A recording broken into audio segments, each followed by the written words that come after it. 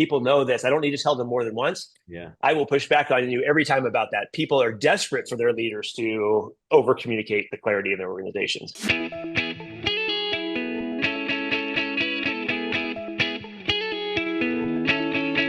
Hello and welcome to Center for Victory's podcast of Your Best Day Yet. At Center for Victory, we're here to help unlock, reinforce, and enrich relationships through personal and professional development.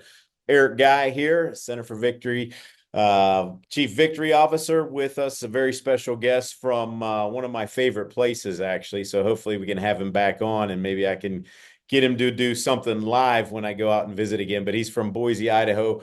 Mike McHargue.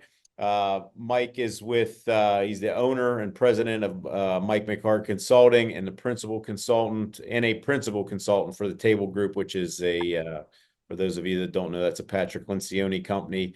Purpose of Mike's business is to help organizations be more successful and more productive, to make work more fulfilling for people in these organizations. So he's got a long list of people that he's gotten to work for, Applied Materials, Carnival Corporation, Mutual of Omaha, St. Luke's Health System, Intel, the list goes on and on. As I said, he lives with his wife in Boise and their 3 children. When not making his own mistakes as a leader, he can be found running the Boise Foothills and Greenbelt or planning the next travel adventure. We've already talked about this. Welcome aboard, Mike. Hopefully we can talk more. Hopefully I'm really excited. A fellow trail runner and hiker extraordinaire, runner, all kind of good stuff. So maybe we'll see you on the trail. Maybe we can have you into one of our sessions sometime. But welcome to Your Best Day Yet, Mike. Hey, thanks very much, Eric. It's great to be with you. Thank you for the introduction. There's a lot there, but yeah, I love Boise. Really have enjoyed your podcast and sort of your approach to doing things. And yeah, if we could get together on a trail or rim to rim or a little fly fishing together here in Boise, I would love it. So Yeah. sign me up. Yeah, a little jealous when I found out you were from Boise. One of my favorite places. I have a lot of people that I would call friends out there. You know, Mm-hmm. of course you don't. Yeah, I don't talk to them every day or anything like that. But just a wonderful place, man. Oh goodness. Yeah. Yeah. Yeah. So Thank you. Mike has a book. I'm going to get right into the book, Mike, because I want to make Yeah. sure that we spend time on that because there's a lot that stems from that, and there's a couple action steps Sure. I want from our folks that are listening because we do work with a lot of companies. But the book, the name of the book, That's Not Me, right? Seasoned executives. That's on me. That's on me. What Yeah. did I say? That's not me. Oh my goodness. I got it written, I got it written the right way, Mike. That's on me. Yeah, seasoned Yeah. executives. Yeah. Confess. You know what's funny about that, Eric, is that the book's about mistakes, and to have Yeah. a mistake in the intro, it's perfect. It's Boy, perfect. it's like I did that on purpose. Yeah. But yeah, like give us a rundown, Mike, of the book and what it's all about because it seems very interesting and very pertinent to people. Yeah. Yeah. Well, for sure. I have a copy right here. And for those that are watching video, that's on me. There's a coffee spill on the front of it, right? And that kind of just picks like, hey, we all make mistakes here. And I think that's an important mark of a leader. So yeah. So quickly, the book itself, the idea for it came about 25 years ago when I got thrown into a leadership position that I wasn't ready for. Taking on a bunch of people and responsibility for multiple groups across multiple geographies in the technology industry, wasn't ready for it. And the problems, the mistakes that I made, the things that I didn't do very well had a huge impact on a lot of people. I shudder to think of the drama and the problems I caused for those people because I wasn't doing some things pretty well. I got better as a leader for a couple of reasons. One is asking great leaders to give me feedback and mentor me and help me along the way. And I was grateful for that. But the other thing I did was I read every book I could find on leading people, leading teams, creating clarity, culture, all these things that I knew I needed to get better at. And the books that really resonated with me were these books by Patrick Lencioni. So, 5 dysfunctions of a team, around how to manage a team and the team dynamics, death by meeting, how to run meetings, etc. Read those things, applied these simple disciplines, they got better. Anyway, when I made all those mistakes, it gave me an idea for a book. And in the background here, my wife is a book editor. So she's done 350 books. So I was like, gosh, if I was smart enough about anything at all, like if I was an expert in anything, I could write a book. And the thing I'm an expert in is making mistakes. And so that's how the book came about. When I started doing this work with the Table Group, 12 years ago, started my own business, Mike McHargue Consulting, which you mentioned. I started asking leaders, what's the biggest mistake you've ever made, and how did it affect your people? How did it affect your teams? The stories were rich. The leaders were super humble and vulnerable in talking about them. And I thought, oh my goodness, there's my book. There's my book. So I started asking those leaders, hey, that was a great story. If I ever wrote a book on this, would you be willing to share that story and advice related to it with other people? And, great, humble, vulnerable leaders are always willing to help others. So they almost to a person said, yeah, if I can help out other leaders in the future, absolutely.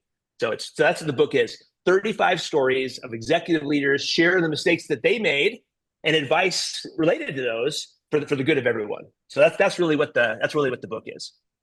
Yeah. So since I have not read it yet, but I'm going to, but can you tell me about some of those mistakes? Can you give us an example or two from in the book to wet the whistle of people? Because this is like, I resonate so much with what you said. I mean, I think a lot of us get thrown into those positions, and it's just like, oh yeah, all of a sudden I remember my wife and I,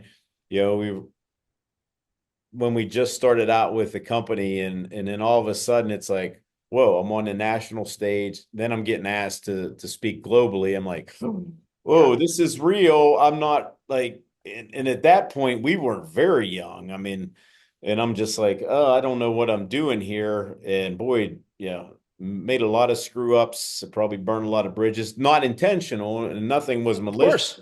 But what are some of the ones that you hear and see all the time?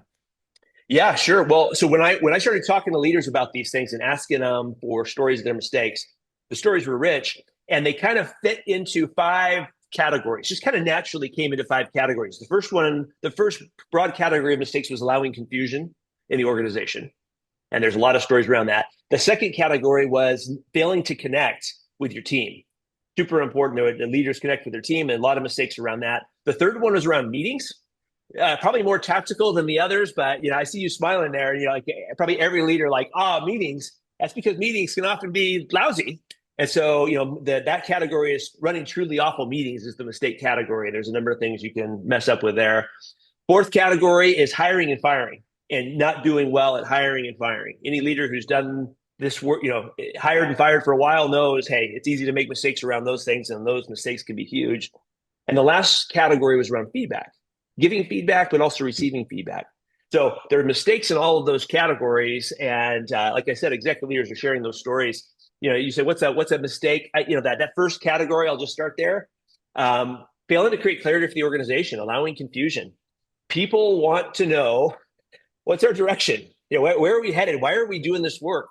What are the right roles and responsibilities? What's our strategy to get from where we are to where we need to get? What's our top priority? I think leaders sometimes assume that everyone knows the answers to those questions, and almost in all cases, they don't. They're not able to really articulate the answers to those really important questions. So a mistake I think leaders make all the time is failing to not only create the answers to those questions, but also to communicate them over and over and over again. Super important as a leader. Well, absolutely. I mean, I think you hit on something that, again, I've made this same mistake, and probably still will do it. But the amount of clarity, it doesn't hurt to repeat things. The consistency with how you, especially the vision, like this is where we're going. This is how we're going to get there. This is why we do the things that we're doing. This is how it connects. And some people, when they lose sight of that, they wander off. It's true. It's true. I think I was with the team in New York City yesterday in Midtown, working with a power company and a battery storage company. And the team had come together and they created their clarity, but they felt like, boy, the next level leaders, our organization does not know these things that we came up with. So we practiced like starting your meetings with clarity. And I'll tell you, it does not take very long. I mean, you did all my company clarity right out of the gate there. Why do we exist? We exist to make organizations successful and make work life more fulfilling for people in them. What do? We help leaders master the disciplines of organizational health. What are our values? Humble, hungry, and smart with generosity, pace, and a positive attitude. What's our strategy? Hey, we call it don't forget the misses. Meaningful work, the right customer, and keeping things simple. MRS, don't forget the misses. I mean, that's my whole company clarity right there. And what did it take me? A minute? And so if leaders could start every meeting with that, let everyone know, hey, here's why we're here, here's where we're going, here's our top priority, I think it would have, great power across the organization. And the best leaders do that. Yeah. Now, going back to what you just said, that sounded really cool. And probably people will go back and probably write that down, as they should. Yeah. But Yeah. you didn't get there overnight being able to articulate No. that. And I think that's what, I ran into early on. I was like, oh man, I can't even do that. And so I didn't try. Or Yeah. I was like, well, maybe it's not as important. You make those excuses, right? Yeah. Yeah. No. It takes a For while to sure. get For sure. good at it, right? It does. It does. And I mean, I have had my same team for the last 5 years. We started every meeting that way. And sometimes I'm like, hey, who wants to go through why we exist? And occasionally I get oh, wait, which one was that? I mean, it takes effort and it takes muscle memory to do these things over and over again. But people really appreciate it. I do. I feel like people really want their leaders to share those clarity things over and over. And we get embarrassed as leaders sometimes thinking, oh my gosh, said this so many times. People know this. I don't need to tell them more than once. Yeah. I will push back on you every time about that. People are desperate for their leaders to over communicate the clarity in their organizations. Yeah. And we just don't do it very well. Yeah. Mike, I got a story around that, not to derail too much, but, because I used to think like that. And, our core values with our company, we go over every quarter and just make sure, again, with the consistency. And my aha when we first started doing that was, somebody else told me you have to do it consistency. They need to hear it over and over and over again. I'm like, but it's in my head. They should know it by now, right? That's how I get as the leader. Right. And it was the seventh quarterly meeting that we did that. And one of my seasoned staff said, have you ever said this before? And I was like, wow. I have. Yeah. I'm angry, but I'm glad that I kept repeating it. Yeah. Oh, yeah. No, I think that repetition is so important. Patrick Lencioni in his book, The Advantage, talks about the 4 disciplines of organization health. The third discipline is to over communicate clarity, to do it over and over and over again. One of the stories in my book is a great leader named Beth Toll, who heads up communications and marketing for the largest health plan here, health organization here, St. Luke's Hospital System. And her business, like what she does, is communicate clarity for the hospital and the hospital system, why we're doing what we do here and communicating it and over communicating it. The mistake she shares in the book is that I was failing to do that within my own organization. So I wasn't creating the clarity and over communicating in the organization. And that was my mistake. And I think it's a great one for all of us. We got to say things over and over and over so people really get them and understand it and they can apply it to their worlds. People want to belong to something meaningful. They want to know their work has meaning. Let's figure out what that is and let's talk about it all the time and give examples of it. It's super important. Yeah. What about the second piece there, the failing to connect? Yeah, I think this is a category. As I think about this one, it's been said that people join companies and leave leaders. I think or managers. I think that's true. I think in a lot of instances, and people want to belong to something meaningful, but they also want to know, hey, I'm not just a number in this big machine here. I'm connected. Connected to people in my organization. That's peers, but probably the most important one is your leader. Who's managing you? And the best leaders, get to know their teams, get to know their work preferences for sure. What gives you joy and energy? What kind of work does it? I think that's important. But what are your hopes and your dreams and your aspirations? What are your hobbies? What do you like to do? I mean, this is really important. We don't stop becoming human as soon as we get to work or start working. And having that connection there is critical. I lost a great employee years ago because I was all about business. I was young and I was like talking about the forecast. I was talking about whatever. And after a couple of years, she resigned. I was like, why are you resigning? You're doing so great. You're making all this money. You're selling all this stuff. She says, I don't feel connected here. And I said, well, God, is someone being mean to you? She says, do you really want to know? And I said, yeah. She said, it's you. You're the problem. You talked about this family atmosphere, but I'm not seeing it. You don't even know me. You don't know anything about my family. What are my kids' names and ages? And I was like, I didn't know. What do I like to do? I didn't know the answers to that outside of work. And it cost me a really great employee. I mean, people want to be connected. And I've stayed in touch with her over the years. And I'm like, oh, she was so great, but I couldn't see it. And I wasn't asking these questions to get to know her. What a disaster for me and my business, but for her and for me, awful. Well, you want to hit that third part, meetings? Yeah, yeah. So, and I would tell you all these things. My business is 100% aligned to Patrick Lencioni's. So I had brought him into my company 13 years ago, helped bring him in, and as he was talking through it, I'd read all his books, and as he was talking, I was like, oh my gosh, I want to do what he does way more than lead the sales organization. So I got to know him, started my own business, 100% aligned to his models and his thinking. He's the inventor. He comes up with the models. That's not me. But what I can do is take those things and really apply it with leaders and teams. One of Pat's books, Death by Meeting, is it's a classic. Yes. All of Pat's books, and I'll tell you, they're simple, easy to understand, easy to digest, easy to apply. And Death by Meeting is no different. Here, kind of the broad picture, good meetings start with clarity. Why are we here? What are we trying to achieve? What are we doing here? We talk about the most important and difficult issues. Like we got to spend our time, especially when you're a senior executive. It's like super expensive to have this meeting. Yeah. We got to make the best use of this time. And there's a lot of people relying on us to do things well. So start with clarity, talk about the most important things, and then end with clarity about the decisions and actions we've agreed to. So everyone's totally aligned, but also what are we going to communicate? What came out of this meeting that we need to share with the next level teams in the organization? And what kind of things are we not going to share? Sometimes that's equally important because the senior executive team has got to talk about hard issues. Yeah. Sometimes they're ready for prime time and sometimes they're not. So, I don't think any of your listeners or any leader in the whole world would say a good meeting isn't starting with clarity, talking about the most important things and ending with clarity. Yet we fail to do that. We don't do those things all the time. We get lazy, we get into a rhythm, we're following an agenda that we created last week, which really isn't the most important things. And then the meeting ends, we're like, oh, I got to go. And one person's leaving going, I'm glad we made that decision. I'm going to tell everybody. And someone else is like, I don't think we made any decisions at all. Right. I'm just not going to say anything. All of a sudden there's confusion in these big organizations because they didn't stop and say, wait, before we go, what do we decide? What are we going to share? What are we not going to share?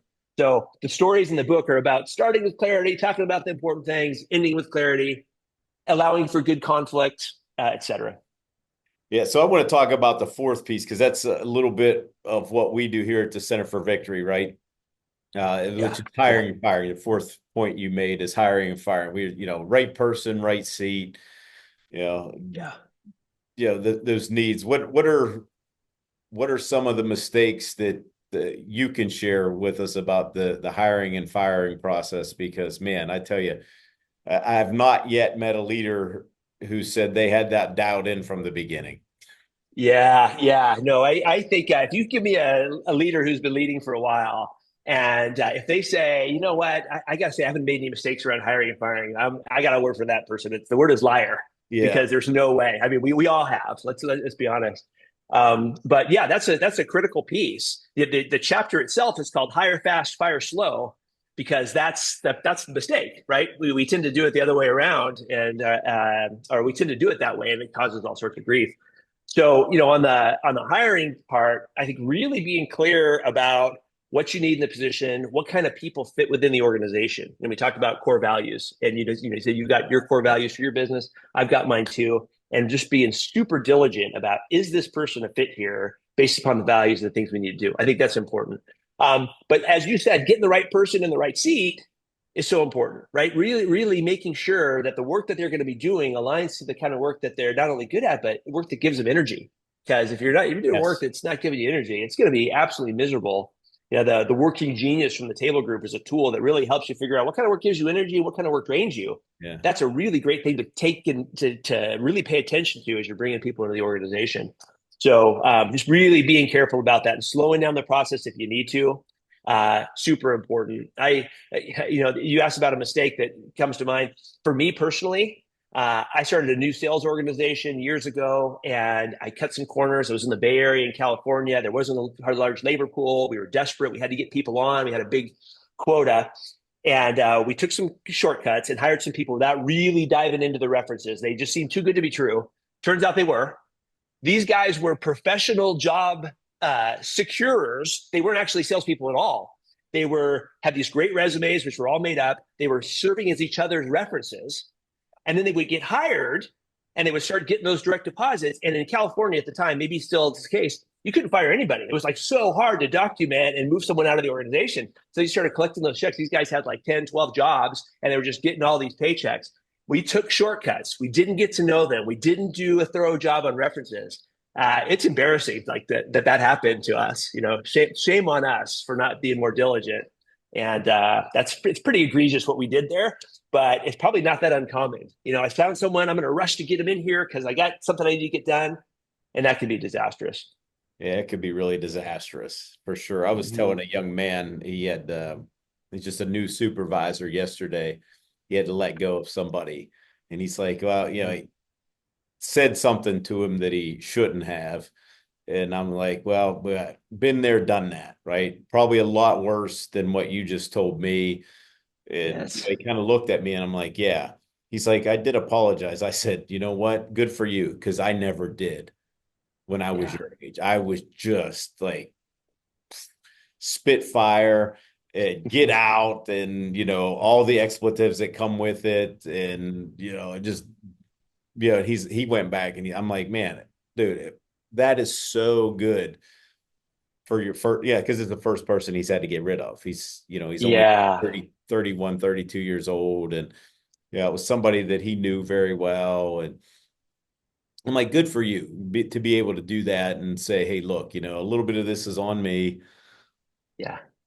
Yeah. that kind Yeah. of thing. But yeah, man, hire slow, fire fast, right? Hire Yeah, that slow. fire fast too is an interesting one. A lot of leaders talked about failing to fire and the ramifications that caused. Yeah. But when it came time to write the book, none of these executive leaders wanted to be the person in the book talking about firing people. And so even if they're very, good at it now and they made a lot of mistakes around it. So I have a friend of mine who's a leader, and I went to high school with him. I've kept in touch over the years. I was like, Dave, you got to do me a solid. I need to fire one in here, and I know you've done this. You've had to do it. He's like, Yeah. okay, I'll do it. But there's probably nothing that causes lack of engagement or morale issues more in an organization than keeping somebody around longer than you should, who's not doing the work or who isn't a good fit.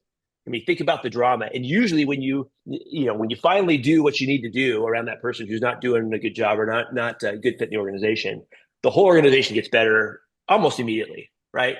And usually hear things like, "Oh, I'm so glad you finally did that. Oh my Yeah. gosh, you learned all these other things too." And so my experience is people wait too long to do that because it's hard to have the conversations. You want to give people a chance. I get it. But man, people typically wait too long on that.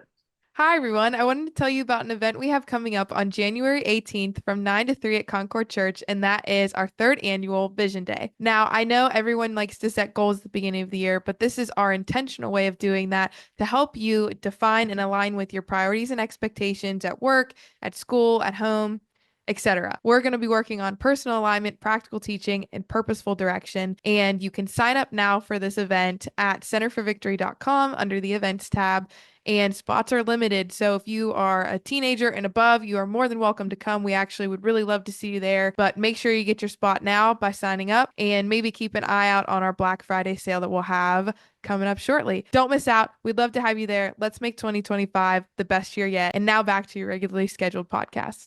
The one thing that I hear a lot of, and that scares me, even if I'm being honest, Mike, it scares me a little bit. If you would get rid of somebody right now, like in these days, it's like, I don't like, what are we going to do with their work? Like, Yeah. they Yeah. suck or whatever, they're horrible. They're a cancer to the company, but, oh, I don't want to let go of them, because I think the fear is, man, we're not going to be able to compensate for this big gap, right? I'm sure you hear that, right? Yeah. Yeah. I mean, I think there's truth to that. I mean, that's a reality, and that people think about that. My experience in most instances, though, is that the time that you're going to be without that person who's not a good fit, other people in the organization tend to step up and cover and do some things while you're trying to get that person replaced. And hopefully, this isn't the last. Okay, I'm going to fire somebody. Hopefully, all along the way, you've been given some great feedback to them. Hey, this isn't a good fit. This behavior is not appropriate. You're not doing the things that you said you're going to do, and so this isn't going to come as a surprise as the person who's leaving. And in the meantime, you're always thinking about other talent and having a bench of people that you could bring in. I know it's a tight labor market. I get that, but hopefully there are people within the organization who are ready to step up into that, or people outside of the organization who you've been keeping in contact with. So hopefully you're not without that person for a strong period of time. But I have found that people tend to step up and take over, and you end up being more productive without that person who wasn't doing the work than you were with. So probably not true in every case, but that's been my Yeah, experience. mine as well. So thanks for Yeah. Thanks for that as well. But the last one there, Yeah. Mike, you said was feedback. So I don't know if this gets into it, but a lot of times I say, people don't quit their job, they quit their boss.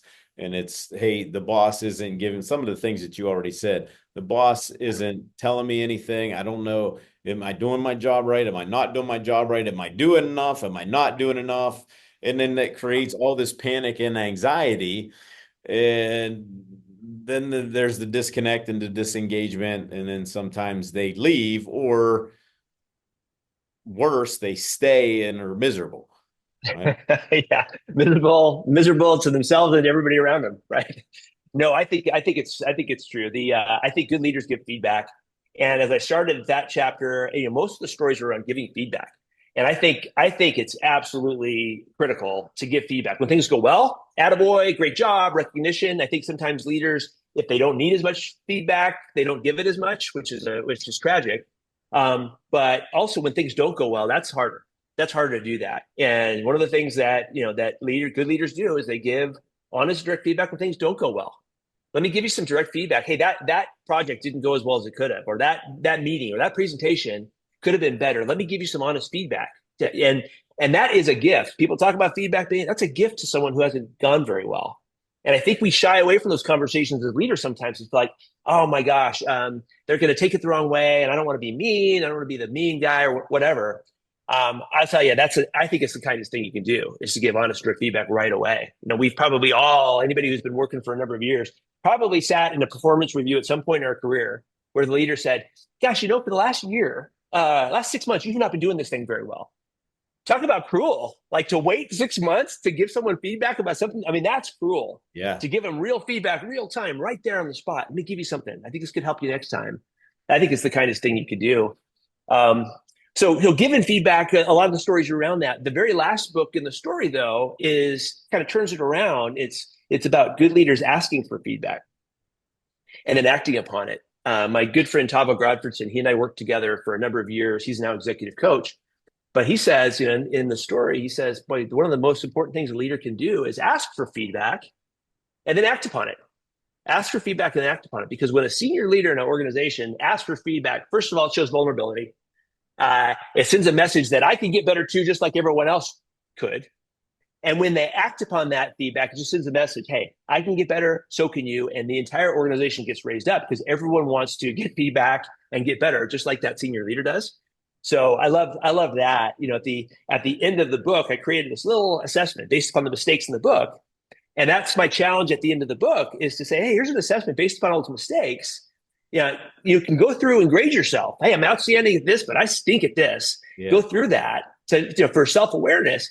But if you really want to take it the next step and be vulnerable, go to your team and say, hey, I just read this book and I did this assessment. Here's the things I'm not very good at. Would you agree? I want to understand. Here's some things I think I'm pretty good at, but maybe I'm not. Will you give me feedback on those too? Again, sends a message to everyone. A leader gets better, and when a leader gets better, everybody wins, right? Everybody wins. And that assessment is on your website as well. So people, it is. It's on the website. It's in the back of the book. So either way, it's free. It's just you can download its PDF, and it's based upon the mistakes in the book. Guys, I would do that if you're anywhere serious about being a better, more effective leader. I would definitely do that because that'll just, man, if I'd have even just this right here, even just this podcast, Mike, I think about 25 years ago, gold, just these little tips. So I really appreciate it. Yeah. Well, thank you. That's actually kind of how it started for me was that when I was in that position, managing all people, I was like, I don't know what I'm doing. When you're a bad leader, and I was, and it caused so much drama in the organization with the people in it. And I remember thinking, gosh, if I had a manual or somebody coming alongside me say, hey, don't do that. Like, don't do that. Or here's something you really should do. It would have been so helpful for me. So that kind of got me thinking maybe someday with my wife as an editor, maybe I could do something around this. And it took me a while to get there, but I got there, and I'm happy I did. Well, we're running up against time here, and I could talk all day. I told you before we jumped on here, like I could literally talk all day to you because these are so important to be discussing, especially for leaders and things like that. Love to have you back on on the I show. love it. Once I get my hands on a copy of that book and dig into it more, and maybe we could share a few more stories because I I love, love it. yeah, I love what you're doing. But you know that the question's coming to everybody. But Hmm. before we get to that question, how do people get in touch with you, Mike? Oh yeah. Like you said, I live in Boise, Idaho. My website is MikeMcHargueConsulting.com. I imagine you put that in the Yes, in the notes. notes, right? I'm certainly on LinkedIn. I love nothing more than talking to leaders about their teams and doing things. So reaching out on LinkedIn, or my email address is mike.mchargue, MCHARGUE, at tablegroupconsulting.com. It's a long one. Mike.McHargue at tablegroupconsulting.com. You can catch me that way too. So that's how you can get me. All right. Well, I would definitely say reach out, folks. If you haven't got any nuggets out of this, you're probably on the wrong channel, because lots of good nuggets today, Mike. But the question here it is, because it's the podcast is Yeah. called Your Best Day Yet. Tell us how you define your best day yet. Yeah, I love the question, and I didn't know it was coming. I told you I didn't want to look at some of the questions ahead of time because I didn't want to get too scripted here, but I knew this was coming. When I work with leaders and teams, I often ask, "Hey, what was the best team you've ever been on, and what made that team great?" Or, "Who's the best leader you ever worked with, and what made them so special?" So I love the best thing, gets you thinking. So you said work and professional. So Yeah. both of those answers are going to start with a little routine I have called RISE, RISE. It's a little acronym: reflection, instruction, sweating, so exercise. And then the E stands for everything else. So I want to do all those other things before everything else: emails, texts, whatever. So that's probably how it's going to start. And for a work day, I'm probably going to work with an executive and his or her team that really cares about this stuff. Having a healthy organization, having a great team is a choice. It's the discipline. It takes a lot of work. So getting to go, I'll probably be travel somewhere. I love being in Boise, but I love going new places and seeing new things. So getting a chance to work with a great team who wants to get better, wants to do things great for their whole organization. That's probably something. My wife's an editor. Our youngest is now 16, and our plan for the future is to just travel together. She can edit from anywhere. We can go take some, more interesting places we can go, and I can do work, and we can spend time. So that's the work day.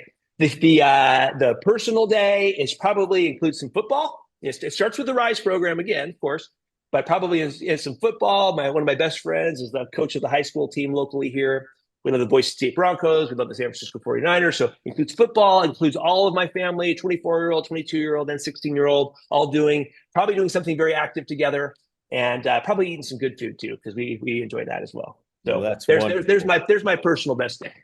That's good. And hey, if you're ever in Pittsburgh, stop in. If we can't catch a football game, we'll catch some hockey or something like that. So, I would love it. I would love it. all right. Well, hopefully we'll have you back on the show, Mike. Lots Yeah. of good stuff. Again, guys, the book, that's on me. Okay, go out and get it. Hold it up one more time, Mike, for us. Oh yeah, yeah, Um, yeah. There you go. That's I on can't me. wait to get my hands on that and dig through. I think it'll be a really good read, just like Patrick's books are as well. So I'm anticipating it being a good read. We'll have you back on. We'll discuss some more stories and all that good stuff. All right. That sounds great, Eric. So great to be with you. Thanks for inviting me onto the podcast. So enjoyed the conversation. You told me to tell you when you come. When I come to Pittsburgh, you tell me when you come to Boise. We'll get on a trail, or we'll do something fun together. Absolutely, sir. All right. All right. Well, All right. Take care. Like I said, guys, you can reach us at centerforvictory.com. And just remember, wherever you're at, whatever you're doing, make this your best day yet. We'll see you soon.